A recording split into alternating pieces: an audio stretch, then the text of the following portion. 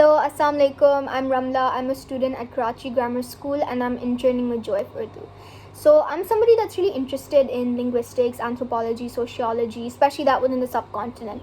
And I've been following Joy of Urdu for a long time on social media, on Instagram and Facebook. So I just decided to reach out to them one day to see if they had any opportunities for kids my age to maybe get involved in some research or any intern work, because I was looking to further my own knowledge and understanding of these fields that I was interested in by doing some more like substantial work with like a proper organization.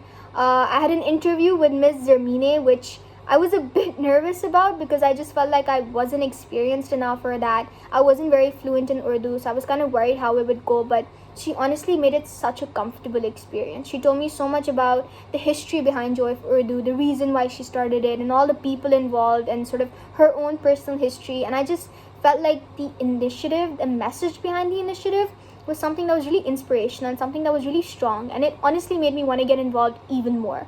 I was really grateful and thankful that they decided to take me on, because it just felt like it fit me, and I felt like I could do a lot with it, and I was really excited to work for Joy of Urdu. I don't think I expected to learn as much as I have. Even in that interview I had with Ms. Zermini, I learned so much about like the politicization of Urdu in the 60s and the 70s, how some words can mean something completely different to people depending on which time they're from or which government they were under, and just so much about the poets, the writers, and all these words and all these sort of little bits and pieces about our culture and our language that we don't think matter, but they actually do. And having done more work and more research work, I've just like learned so much about all of these things that I read up more on now, and I actually go and tell my own family about them, and some of them are things that they haven't heard. So it's really gratifying and fulfilling working with them and doing this work. So I just think I've had such an incredible experience so far, and I'm really looking forward to continue working with Joy of Urdu.